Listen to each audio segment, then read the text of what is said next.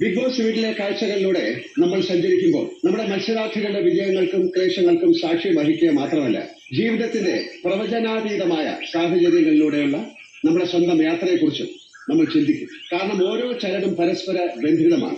ഓരോ നിമിഷവും കൂട്ടായ മാനുഷിക അനുഭവത്തിന്റെ പ്രതിഫലനമാണ്.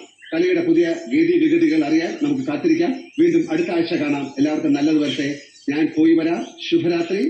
Good night.